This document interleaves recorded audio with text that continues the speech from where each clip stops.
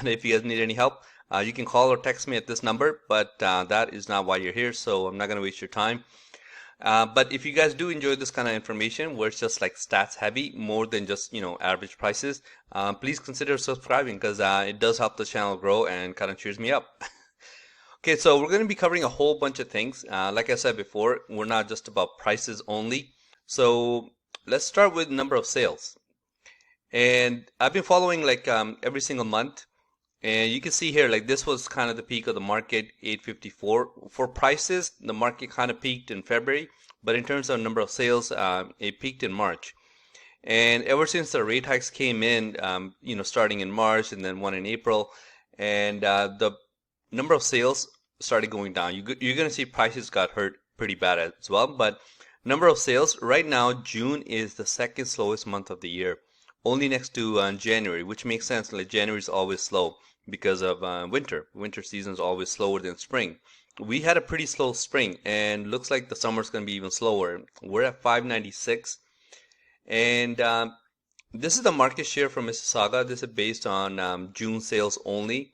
And detached homes made up the majority of the market. Usually, no surprise. Generally, each city detached homes make up the majority, except if you're downtown Toronto or something.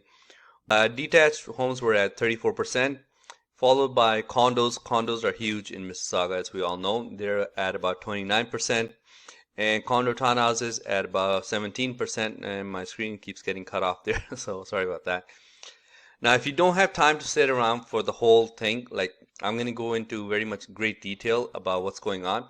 I do really hope you guys stick around because it does take me a lot of time to prepare all this stuff. So I do hope you find it useful. But if you don't have time to stick around, so this is January to June, so every single month. And this is detached homes, semis, freehold townhouses, condos, and condo townhouses. You can see like for detached homes, it's been going steadily down ever since January. January peaked for detached homes. For semis, the market peaked in February, same as freehold townhouses and condo townhouses. Like they peaked in February in terms of prices. So these are average prices right now I'm covering. And you can see like the biggest drop is in detached homes, like all the way from up there to down here. And the lowest drop we see is in condos, because condos are always somewhat of an entry level, like they're always the lowest priced. So when people get priced out of like a semi-detached or a detached home, they usually move down. They're like, okay, I might as well get something. I don't want to rent. So generally condos survive like these drastic downshifts. But yeah, like condos not doing too badly. And now let's get into prices, because that's what everybody came for. Okay, so we're going to cover detached homes average for now. So these are average prices for detached homes. It peaked in it peaked in January, as we saw on the chart, and now it's down to about 1.6 million. That's a drop of $358,000 in only a matter of 6 months. And you can see it's been steadily going down. It had a bit of a bump back in April, but since then it's been going down steadily, and mostly because of the rate hikes. Now let's look at detached median. Detached median, like they were just slightly above January, like they peaked in February, but not by much, and they've been going down ever since. So average prices are at about 1.6, and median prices, they were at 1.7. Now they're down to 1.425.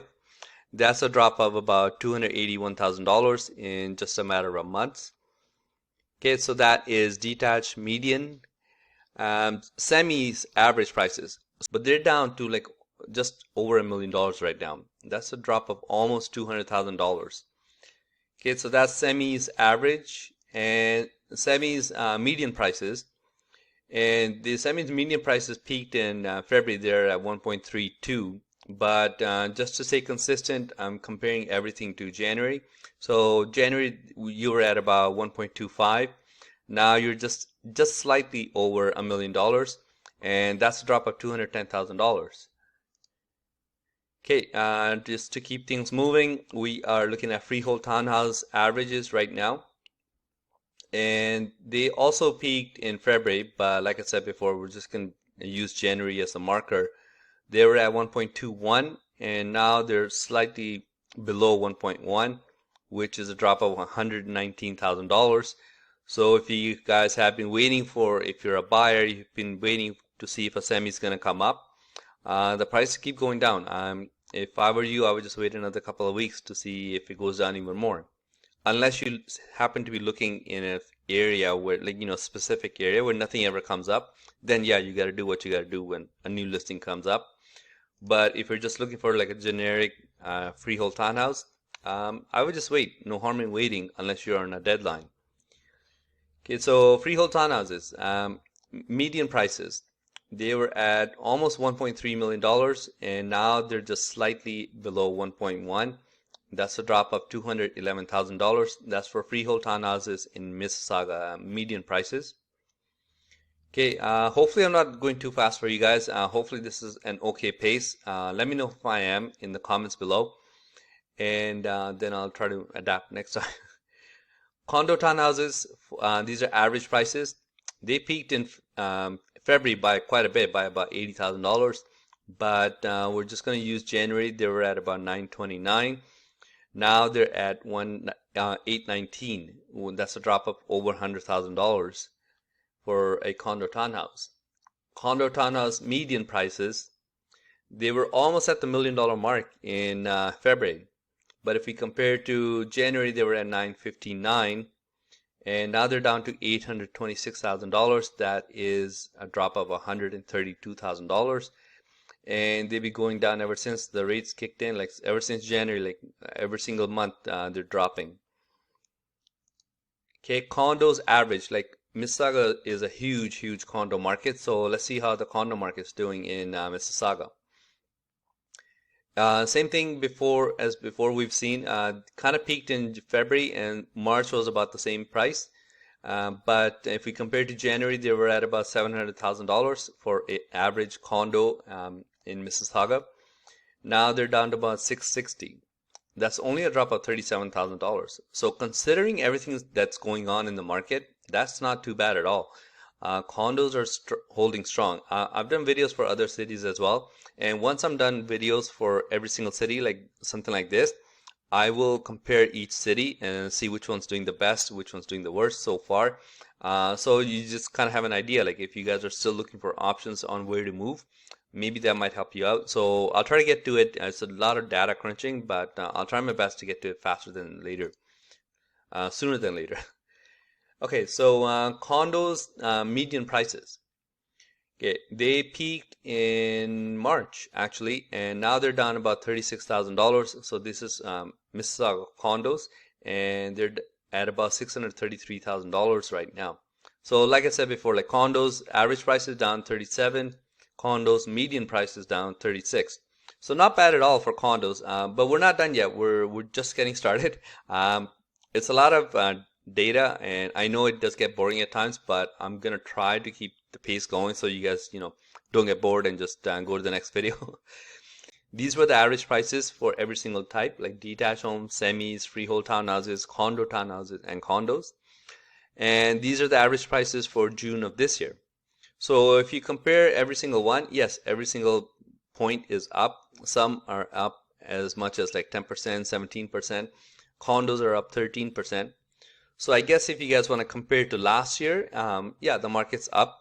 But like I said before, I mean, it doesn't really do me any good if I'm trying to buy a condo now, or if I'm trying to sell my house now, because whatever happened last year is not going to help me put more money in my pocket or save me money if I'm a buyer.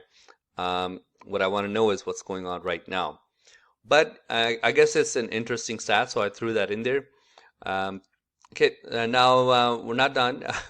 What's taking, like how long are things sitting on the market for? So let's cover that. Because if you guys are thinking of selling your house, you guys kind of want to know, like, am I going to sell in 1 week or am I going to sell in 6 weeks? So I can plan ahead accordingly.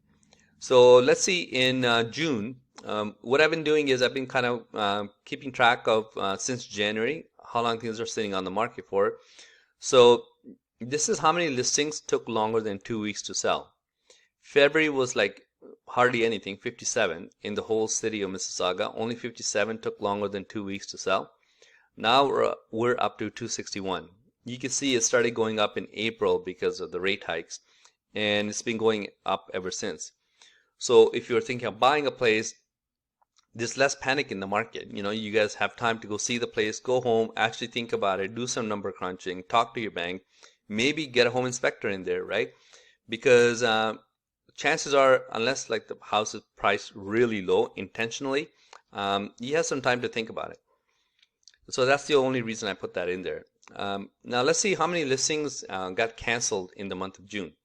I always say that when a listing gets canceled, it's either just going to get canceled for good because the seller's not getting the price he wants, so he's just going to stay put, or they're going to cancel it and come back on the market and try again. So you can see here pretty low numbers in January, February because the market was so busy, but it's been going up ever since April, and 701 in May, and 837 listings got canceled in Mississauga. So if you are a seller and you're thinking of selling your house, when you're talking to agents, when you're interviewing agents, well, hopefully you're talking to me. I always say this, I'm also an agent. You guys should be talking to me. But joking aside, you guys want to know, okay, you want to have this conversation, this sometimes a tough conversation. Like, hey, what are my chances of selling in this market? Like, what are my chances of getting this price versus this price? And what are my chances I'm going to end up having to cancel the listing because it's just not selling? You guys want to know all this kind of stuff because the last thing you want is sometimes maybe an agent is not strong enough to tell you the truth up front because he's afraid that if he tells you the truth, you might just not sell at all. And then he just kind of takes the listing, hopes for the best, and then if it sells, great, I'll make some money. If it doesn't sell, at least I have them in a contract for 4 months, 5 months.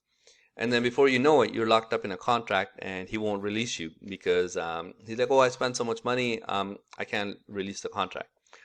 Not saying it happens a lot, but it does happen, and most agents will tell you the truth. I had to make sure I say that because most agents are just regular folks working hard to feed the family, so they will tell you the truth.